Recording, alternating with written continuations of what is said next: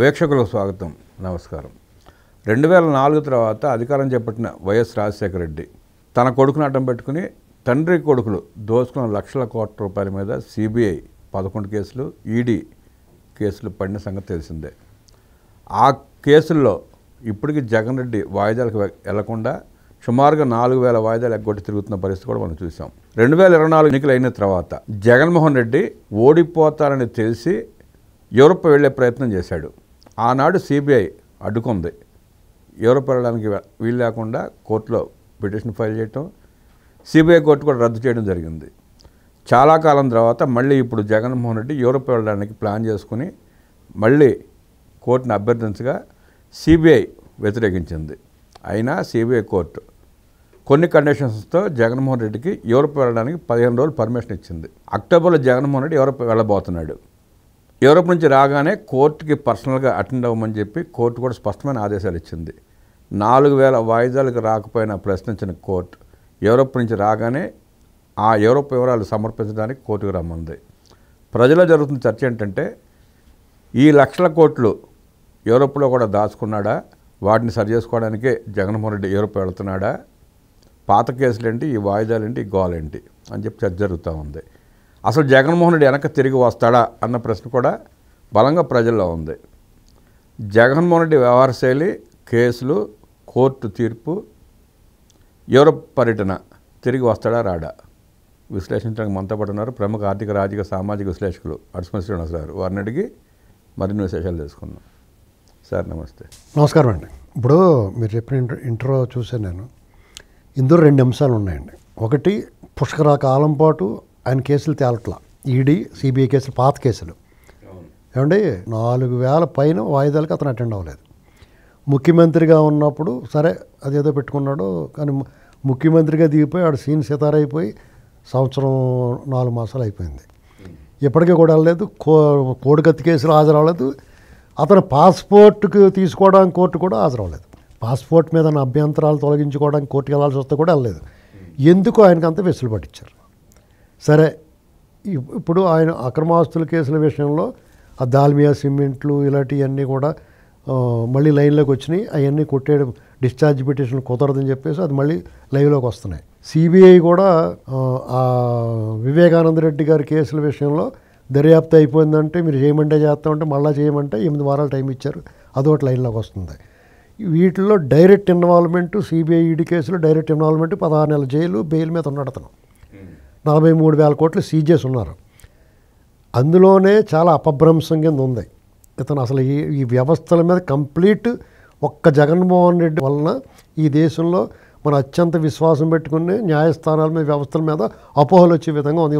మొహమాట లేకుండా చెప్పాలంటే ఇలాంటి పరిస్థితుల్లో ఇవాళ ఇతను యూరప్ వెళ్ళడానికి పెట్టుకున్నాడు. వాళ్ళు కూడా నిబంధనలు పెట్టి పంపించారు. ఒకవేళ అతనికి ఏ వెసులుబాటు ఉందో వాళ్ళకి ఏ అవకాశాలు ఉన్నాయో తెలియదు. ఇది చాలాసార్లు ఇతను లండన్ వెళ్ళినా లేకపోతే ఇంకో చోటుకి వెళ్ళినా అనుమతి ఇవ్వటం, పంపించడం. మరి ఇలాగ అనుమతి లండన్ వెళ్ళడానికి అనుమతి మరి కోర్టుకి ఎందుకు రావట్లేదు, ఎందుకు అడగట్లేదు నాకు అర్థం అవ్వట్లేదు. అసలు దీనికి ఈ ప్రశ్నలకు సమాధానం ప్రజలకు తెలియజేయాల్సిన బాధ్యత వ్యవస్థల మీద ఉందా లేదా, ఇదొకటి గమనించాలండి. నెక్స్ట్, ఇప్పుడు సిట్ దర్యాప్తు జరుగుతుంది. ఈ దేశం విస్తుపోయేంత మద్యం స్కామ్ జరిగింది అక్కడ, హ్యూజ్ అమౌంట్ తోటి. ఇప్పుడు ఆ డబ్బులన్నీ కూడా విదేశాల్లో దాచారు, తరలించారు, మనీ లాండరింగ్ ఉంది. ఈడీ కూడా ఎంటర్ అయింది. ఇలాంటి సమయంలో ఇతను విదేశాలకు పంపిస్తే ఈ డబ్బులు అన్నట్లు సర్దుబాటు చేసుకుంటారన్న ఆలోచన సిట్కు ఉండాలి కదా, వాళ్ళు అబ్జెక్ట్ చేయాలి కదా. ఇప్పుడు సిట్టు ఇతని పేరు మధ్యలో 1-2 సార్లు వచ్చింది. వచ్చినప్పుడు ఇతను అవసరం అండి మాకు, ఇతను విచారణ చేయాల్సి ఉంది, ఇతను పంపించడానికి వీల్లేదని వాళ్ళు అభ్యంతరం పెట్టాలి కదా. ఏం జరుగుతుందో తెలియట్లేదు ఎవరికైనా. అంత గందరగోళం కింద ఉండి ఈ గందరగోళం నుంచి అతను స్కిప్ అవుతూ వచ్చాడు. ఇటువంటి పరిస్థితుల్లో ఈ చట్టాలు, న్యాయాలు, కోర్టులు మొత్తం అన్నీ ఎత్తేస్తాయి. ఎవడు బతుకుడు మైటీస్ రేట్ బతుకుతారు.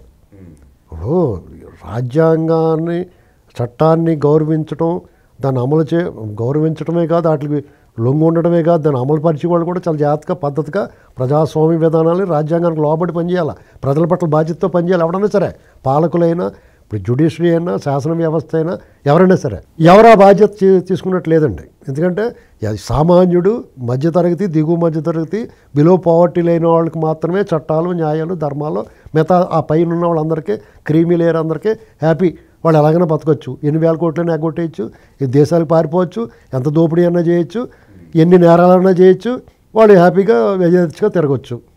ఒకవేళ శిక్ష పడిపోయిన తర్వాత కూడా ఆ కేసులో కొట్టించేసుకోవచ్చు. ఇలా ఉన్నది పరిస్థితి.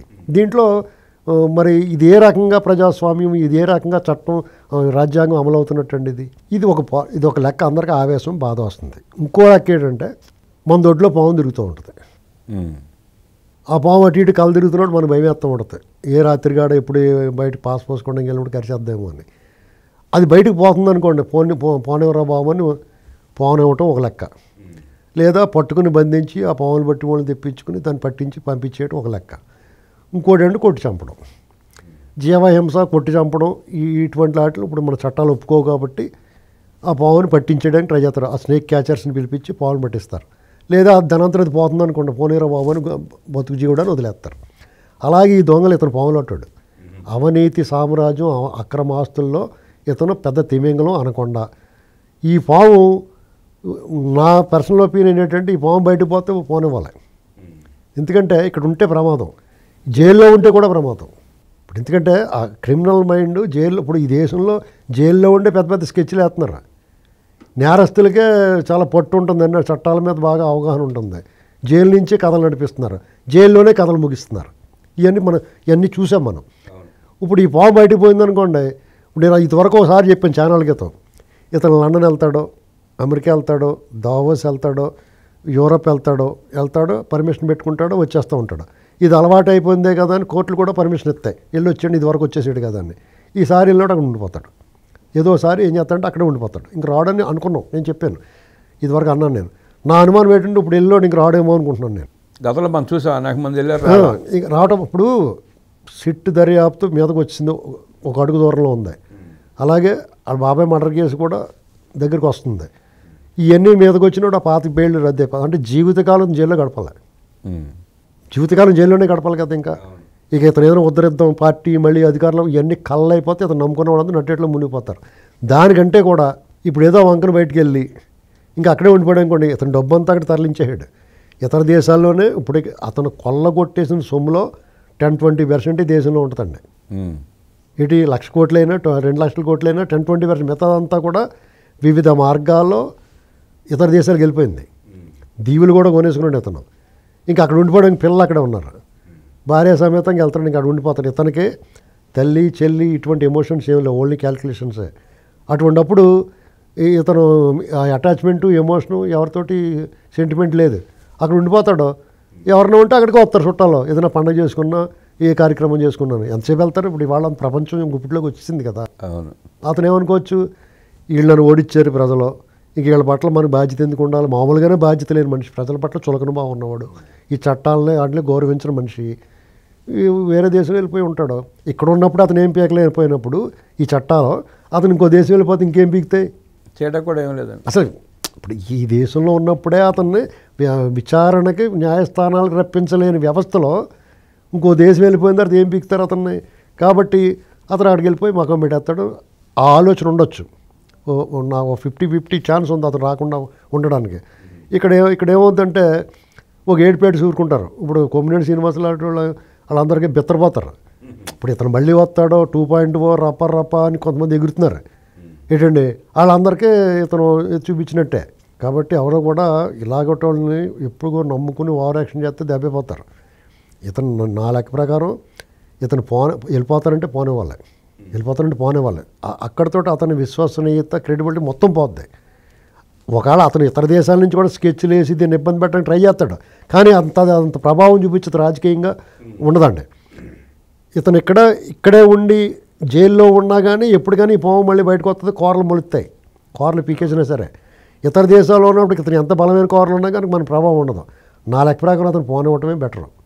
ఆ పావుని ఏంటండి ఇక్కడ ఉండి కనిపించుకుని కంటే అక్కడ పంపించే వెళ్ళిపోతాం, దండం పెట్టి ఒక 7 పేటు పోతప్పుకొని డబ్బులు అనుకుని ఇక్కడ ఉన్న అక్కడ సీజ్ చేసి ఆ ప్రభుత్వ ఖజానాకి వేసుకుంటే, ఆ దొంగలందరినీ పట్టుకుని కొరడా దెబ్బలు కొట్టి మొత్తం లాగేసుకుంటే బెటర్. నా ఉద్దేశం అదండి. పారిపోయిన దొంగ ప్రజల చిరస్థాయి పేరు సంపాదించుకుంటారు అంతే. అక్కడితో ఇది ఆ వారసత్వాలు, ఆ గోల ఆ సమస్యని వదులుతుంది. అమ్మయ్య పీడ విరగడైందిరా బాబు అని చెప్పేసి ఈ ప్రజలు కూడా ఊపిరి పీల్చి పోత పొందుతుంటే ఇప్పుడు మనం ఏం చేస్తాం, చాలా నష్టం చేస్తాడు ఒకడు, మన డబ్బులు తినేస్తాడు ఒకడు. అప్పుడు ఏమనుకుంటాం, ఆడు దెబ్బేసాడు పోత మరి సావనే వదిలేండి ఆడితో పెంటెట్టుకోకుండా అనుకుంటాం. అలాగే ఒప్పుకోవాలి. ఇక ఇప్పుడు రాష్ట్రంలో ఇతని మీద మాట్లాడుకునేదానికంటే రాష్ట్ర అభివృద్ధి గురించి ప్రభుత్వం సలహాలు సూచనలు విమర్శలు ప్రభుత్వాన్ని దారిలో పెట్టుకోవడం ఇవన్నీ బెటరు టాపిక్. ఎంతసేపు ఈ ఏడుపు మోకాల గురించి మాట్లాడుకుంటాం అనేటువంటిది మనకున్న దురదృష్టం. ఇంకా అటువంటి పోనవటం బెటర్ దేశం నుంచి. ఇప్పుడు సిబిఐ కోర్టు పర్మిషన్ ఇచ్చిందండి. సిబిఐ కోర్టు హైదరాబాద్లో ఉంది, సిట్ ఆంధ్రప్రదేశ్లో పనిచేస్తూ ఉంది. ఆ సిట్కి ఈ హైదరాబాద్ సిబిఐ కోర్టులో పిటిషన్ వేసే అవకాశం ఉంటుందా? వెళ్ళనివ్వకుండా ఎందుకంటే వాళ్ళు ఇంటర్నేషనల్ ఇప్పుడు ఇది లుకౌట్ జారీ చేయొచ్చండి. లుకౌట్ నుండి జారీ ఇప్పుడు ఇమీడియట్గా ఇప్పుడు వాళ్ళ చేతిలో పని అది ఎందుకు చేయట్లేదు ఇది చిదంబర రహస్యం బ్రహ్మ పదార్థం కింద ఉందండి. ఇది ఎవరికి అర్థం అవ్వట్లేదు. ఎవరిని నమ్మలేని పరిస్థితిలోకి వచ్చాం. ఈ ఒక్క జగన్మోహన్ రెడ్డి దగ్గరికి వచ్చినట్టు చట్టాలు న్యాయాలు న్యాయస్థానాలు జ్యుడిషరీతో ప్రభుత్వాలు పెద్ద ప్రభుత్వాలు ఎంత కఠినంగా పనిచేసి కూడా చట్టాలు ఆఫీసర్లు ఎవడో పనిచేయట్లా. ఇది మన పరిస్థితి. వ్యవస్థల పనితీరు దర్యాప్తు సంస్థలో వ్యవస్థలో రాజకీయ వ్యవస్థ అన్నీ కూడా ఇతని దగ్గరికి వచ్చేటప్పటికి మరి అతని దగ్గర తినేసి ఎలా చేస్తున్నారా, లేకపోతే అతని మీద ఏం ప్రేమ ఎందుకో ఏం అర్థం అవట్లా. దాన్ని అలుసుగా తీసుకుని అతను రెచ్చిపోయి మాట్లాడుతున్నాడు, రెచ్చిపోయి వ్యవహారం చేస్తున్నాడు. ఎక్కడా కాంప్రమైజ్ అవ్వట్లేదు. కొల్లగొట్టిన సొమ్ముని యథేచ్ఛగా ధైర్యంగా దమ్ముగా తరలించుకుంటున్నాడు. అక్కడ సంపద అంతా తరలించేసాడు. ఇక్కడ దేశ సంపదను బందిపోటు దొంగలు కొల్లగొట్టేసాడు, కడుపు నింపుకుంటాడు. వీళ్ళు అలా కాదు కదా, తరతరాలు సరిపడగా. ఇది చాలా ఈ వ్యవహారంలో మాత్రం నాకు ఈ వ్యవస్థలు అన్నట్లమే గౌరవం మొత్తం పోయిందండి. ఇవాళకి వ్యవస్థలో రాజకీయ పార్టీలు, ప్రభుత్వాలు, రాజకీయ నాయకులు జగన్ రెడ్డి పట్ల ఉదాసీనంగా వ్యవహరిస్తున్నారని, చట్టాల పట్ల అతను గౌరవం చూపించట్లేదని, చట్టాలకు వ్యతిరేకంగానే వెళ్తూ చట్టాలను కూడా మేనేజ్ చేసుకుంటూ తన వ్యవహార శైలి నడిపిస్తున్నాడని, ఒక రకంగా విదేశాలకు పారిపోయి రాకుండా ఉంటేనే పారిపోయిన దొంగగా ప్రజల్లో ముద్రపడి ఆ పార్టీ శాశ్వతంగా మూతపడిపోతుందంటూ విశ్లేషించిన అర్స్మిల్ గారికి ధన్యవాదాలు తెలియజేస్తూ నమస్కారం.